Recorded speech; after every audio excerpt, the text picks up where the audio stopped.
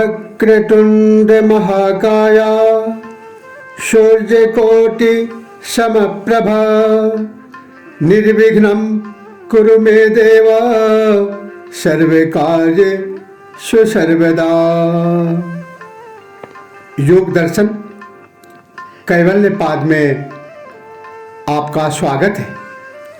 आज का विषय है कैवल्य पाद। यह योग दर्शन का सबसे अंतिम पाद व अंतिम पाठ है, जिसमें मुख्य रूप से सिद्धि प्राप्ति के हेतु तथा जात्यांतर परिणाम का वर्णन है। संस्कार शून्यता, वासनाएं प्रकट होना व उनका स्वरूप, गुणों का वर्णन, चित्त का वर्णन, धर्म मेघ समाधि का वर्णन और कैवल्य अवस्था का वर्णन किया गया है। महर्षि पतंजलि ने कैवल्य पाद में 34 सूत्रों के माध्यम से इन महत्वपूर्ण विषयों पर प्रकाश डाला है। आज के प्रसंग में इन्हीं 134 पातंजल योग सूत्रों का संस्कृत और उसका सरल हिंदी में अनुवाद प्रस्तुत किया जाएगा। अथ योग दर्शन कैवल्य पाद। सूत्र प्रथम। जन्मौषधि मंत्र तपः समाधिजा सिद्धयः। अर्थात जन्म, औषधि, मंत्र, तप और समाधि ये होने वाली 5 प्रकार की सिद्धियां होती हैं। सिद्धियां जो मनुष्य को योग मार्ग पर अग्रसर होने के लिए प्रेरित करती है, सहायता देती है। वो सहायता देने वाली जो सिद्धियां हैं, जो कि बाधा नहीं पहुंचाती, वह है जन्म सिद्धि जो जन्म जात होती है, औषधि सिद्धि, मंत्र सिद्धि, तप सिद्धि और समाधि सिद्धि। सूत्र 2। जात्यंतर परिणामः प्रकृत्या पुरात्। अर्थात प्रकृतियों के परिवर्तन से योगी के शरीर, इंद्रिय तथा चित्त की जाति में परिवर्तन होता है। सूत्र 3। निमित्त प्रयोजकम प्रकृतिनां वरन भेदस्तु ततः क्षेत्रिकवत्। अर्थात ये सिद्धियां इनके विकास के लिए निमित्त कारण नहीं है, परंतु किसान की भांति रुकावटों को दूर करती है। सूत्र 4। निर्माण चेता नस्मिता मात्रा। अर्थात निर्माण हुए चित्त अस्मिता अहम तत्व से होते हैं। सूत्र 5। प्रवृत्ति भेदे प्रयोजकम चेतमेक मनेकेशाम। अर्थात अनेक चित्तों को नाना प्रकार की वृत्तियों में नियुक्त करने वाला एक चित्त होता है। सूत्र 6। तत्र ध्यान जम नाशयम। अर्थात उनमें से जो ध्यान जनित चित्त होता है, वह कर्म संस्कारों से रहित होता है, वासना रहित होता है। सूत्र 7। कर्मा अशुक्ला कृष्णम योगिनी स्त्री विध मितरेषाम। योगी के कर्म न शुक्ल न कृष्ण अर्थात पुण्य पाप रहित होते हैं। अन्यों के कर्म पाप पुण्य और पाप पुण्य भेद से 3 प्रकार के होते हैं। कर्म जो शास्त्रों में 3 प्रकार के बताए गए हैं, यह आम व्यक्ति के लिए होते हैं, जबकि योगी इस कर्म विकर्म अकर्म संपूर्ण दृष्टि से सर्वोच्च होता है। सूत्र 8 ततस्तद्विपाकानुगुणानामेवाभिव्यक्तिर्वासनानाम्। अर्थात उन 3 प्रकार की कर्मों से उनके फलानुसार वासनाएं प्रकट होती है। सूत्र 9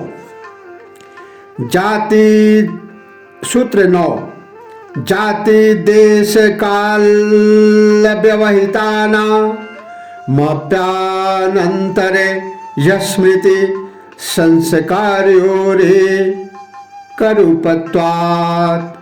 अर्थात जाति देश और काल का व्यवधान रहने पर भी स्मृति और संस्कारों का एक स्वरूप होने के कारण वासनाओं में अंतर नहीं होता, ये एक रूप होती है।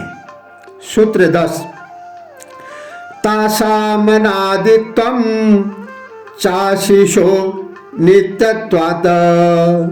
अर्थात उन वासनाओं की अनादिता है, क्योंकि प्राणी में अपने बने रहने की इच्छा नित्य अर्थात अनादिकाल से ही रही है। सूत्र 11 हेतु फलाश्रयालंबने संग्रहितत्वादेशामभावे तदभावः। अर्थात वासनाएं हेतु फल आश्रय और आलंबन से संग्रहित होती हैं। इन चारों का अभाव होने से उन वासनाओं का भी सर्वथा अभाव हो जाता है। सूत्र 12 अतीता नागतम स्वरूपतो अस्त्यध्यभेदा धर्मानाम। धर्मों में काल का भेद होता है, इस कारण जो धर्म अविद्या वासना चित्त और चित्त की वृत्तियां आदि अतीत हो गए हैं और जो अभी प्रकट नहीं हुए हैं, वे भी स्वरूप में विद्यमान रहते हैं। सूत्र 13 ते व्यक्त सूक्ष्मा गुणात्मानः। वे समस्त धर्म व्यक्त स्थिति में और सूक्ष्म स्थिति में सदैव गुण सत्व रज तम स्वरूप ही है। सूत्र 14 परिणामैकत्वात् वस्तु तत्वम। परिणाम की एकता से वस्तु तत्व एक है। सूत्र 15 वस्तु साम्य चेत भेदा तयोर्विभक्तः पंथा। अर्थात वस्तु में समता होने पर भी चित्त के भेद से वस्तु और चित्त का मार्ग भिन्न है। सूत्र 16 न चैकचित्ततंत्रं वस्तु तद प्रमाणकम तदा किम स्यात्। इसमें प्रश्न किया गया है कि इसके सिवाय दृश्य वस्तु किसी एक चित्त के अधीन नहीं है, अन्यथा चित्त के अभाव में उस वस्तु का क्या होगा। सूत्र 17 तदुपरागापेक्षित्वात् चित्तस्य वस्तु ज्ञानम। वस्तु का चित्त पर प्रतिबिंब पड़ने से वस्तु का ज्ञान होता है। उपराग प्रतिबिंब न होने से ज्ञान भी नहीं होता। सूत्र 18 सदा ज्ञाताश्चेतवृत्तयः तत् प्रभु पुरुषस्य परिणामी तत्त्वात्। अर्थात उस चित्त का स्वामी पुरुष अर्थात आत्मा परिणामी नहीं है, इसलिए चित्त की वृत्तियां उसे सदा ज्ञात नहीं रहती। सूत्र 19 न तत्स्वाभासम दृश्यत्वात्। अर्थात वह चित्त स्वप्रकाश नहीं है, क्योंकि वह दृश्य है, दृष्टा नहीं है। सूत्र 20 एक समये चोभया नवधारणम।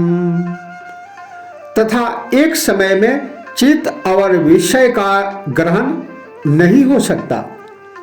सूत्र 21 चेतांतर दृश्य बुधि बुधे रति प्रसंग स्मृति संकरश्च।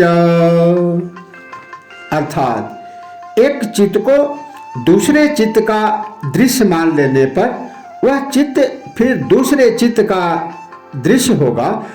इस प्रकार अनावस्था प्राप्त होगी और स्मृति का भी मिश्रण हो जाएगा। सूत्र 22 चिते प्रति संक्रमायास तदाकार पतौ स्वबुद्धि संवेदनम। यद्यपि चेतन शक्ति आत्मा पुरुष क्रिया से रहित और असंग है, तो भी तदाकार हो जाने पर उसे अपनी बुद्धि चित्त का ज्ञान होता है। सूत्र 23 दृष्ट दृश्योपरक्तम चेतम सर्वार्थम। दृष्टा और दृश्य इन दोनों से रंगा हुआ चित्त सर्व अर्थ वाला हो जाता है। सूत्र 24 तदसंख्येय वासनाभिश्चेत्रमपि परार्थम संहत्याकारित्वात्। अर्थात वह चित्त असंख्य वासनाओं से चित्रित होने पर भी दूसरों के लिए है, क्योंकि वह मिलजुल कर काज करने वाला है। सूत्र 25 विशेष दर्शन आत्मभाव भावना विनिवृत्ति। समाधि जनित विवेक ज्ञान के द्वारा चित्त और आत्मा के भेद को प्रत्यक्ष कर लेने वाले योगी की आत्मभाव विषयक भावना सर्वथा निवृत्त हो जाती है। सूत्र 26 तदा विवेकानिम्नम कैवल्य प्राग्भारम चेतम। उस समय योगी का चित्त विवेक में झुका हुआ और कैवल्य के अभिमुख हो जाता है। सूत्र 27 तच्छिद्रेषु प्रत्ययांतराणि संस्कारेभ्यः। उस समाधि के अंतराल में दूसरे पदार्थों का ज्ञान पूर्व संस्कारों से होता है। सूत्र 28 हानमेषां क्लेशव दोक्तम। उन संस्कारों का विनाश क्लेशों की भांति कहा गया है। सूत्र 28 हानमेषां क्लेशव दुक्तम। सूत्र 29 प्रसंख्यानेप्याकुशिदस्य सर्वथा विवेक ख्यातिर धर्म मेघः समाधि। अर्थात जिस योगी का विवेक ज्ञान की महिमा में भी वैराग हो जाता है, उसका विवेक ज्ञान सर्वथा प्रकाशमान रहने के कारण उसको सर्वमेघ समाधि प्राप्त हो जाती है। सूत्र 30 तथा क्लेश कर्म निवृतः, उस धर्म मेघ समाधि से क्लेश और कर्मों का सर्वथा नाश हो जाता है। मनुष्य कर्म अकर्म क्लेश दुख कष्ट से ऊपर उठ जाता है।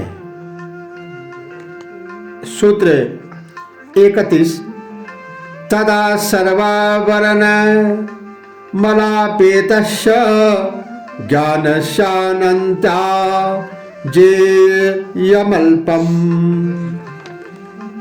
अर्थात उस समय जिसके सब प्रकार के पर्दे और मल हट चुके हैं, ज्ञान को ढकने वाली जो अज्ञान रूपी अंधकार है वह समाप्त हो गई है।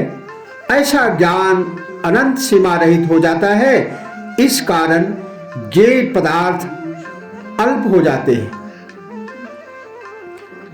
सूत्र 32 ततः कृतार्थानां परिणाम क्रम समाप्ति गुणानाम, उसके बाद अपने काम को पूरा कर चुकने वाले गुणों के परिणाम संबंधी क्रम की समाप्ति हो जाती है। सूत्र 33 क्षणा प्रतियोगी परिणामा परांतर निग्राह्य क्रमः, प्रतिक्षण होने वाले परिणामों के पश्चात ग्रहण करने योग्य ज्ञान को क्रम कहते हैं।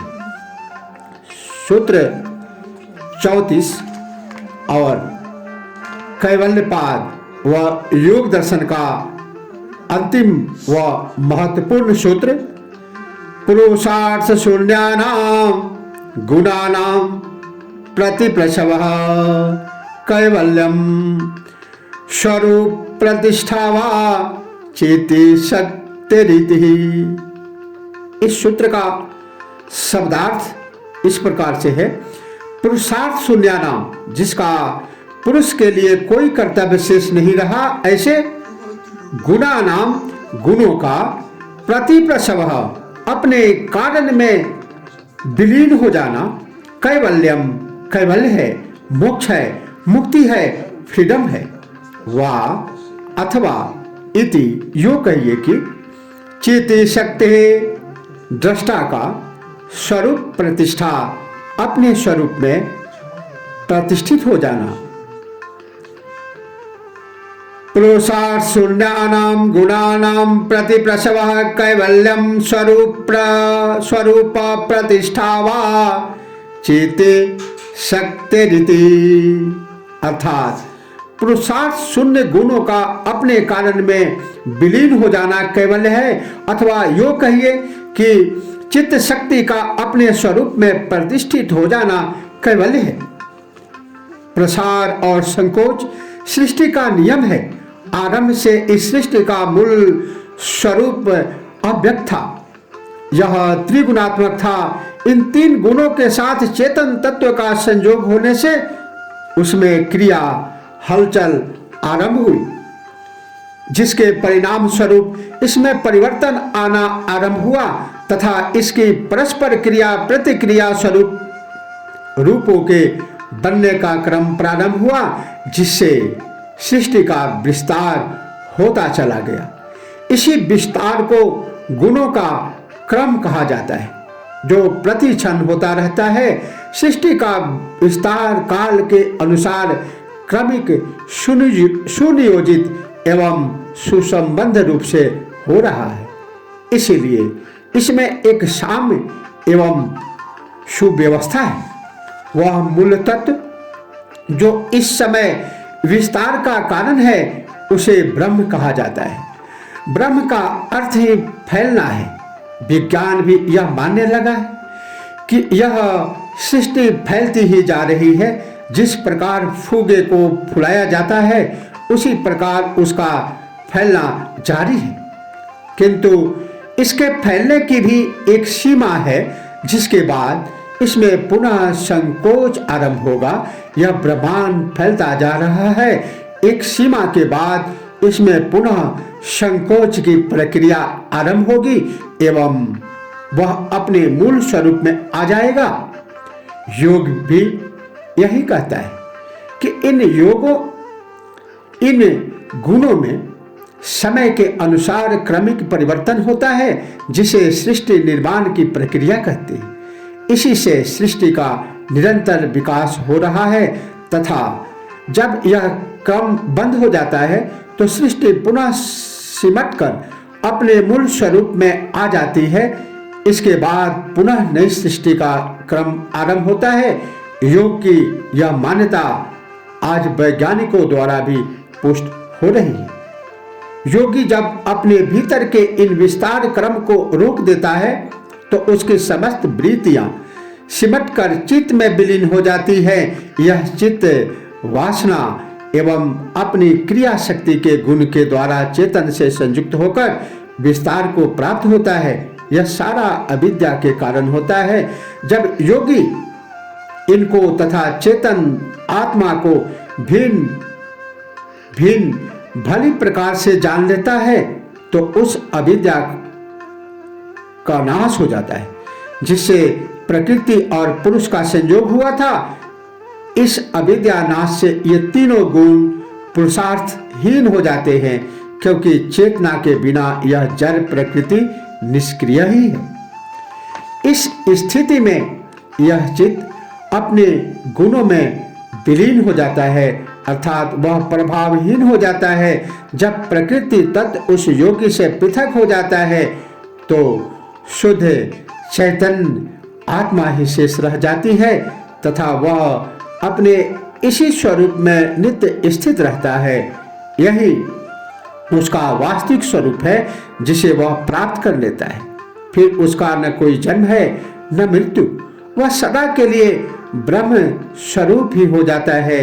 यही उसका कैवल्य अवस्था है, यही मोक्ष है। जहां से आया था वही पुनः पहुंच गया, जैसा कि गीता अध्याय 15 श्लोक 6 में भगवान श्री कृष्ण ने बताया है, यद्गत्वा न निवर्तन्ते तद्धाम परमं मम। जहां जाकर पुनः वापस नहीं आना पड़ता वही परम धाम है, वही भगवान का भगवत धाम है।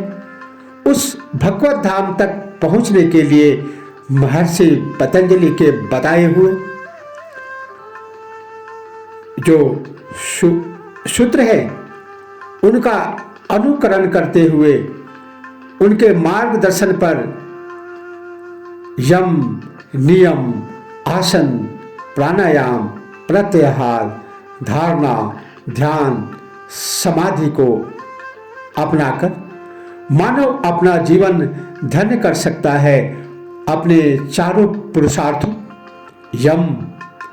पुरुषार्थों धर्म, अर्थ, काम, मोक्ष को विधिवत प्राप्त कर सकता है। सभी का जीवन मंगलमय हो, इसी प्रार्थना के साथ कैवल्यपाद योग दर्शन का यह अंतिम अध्याय चतुर्थ पाद संपन्न हुआ। ओम नमः शिवाय। जय श्री कृष्ण। हर हर महादेव।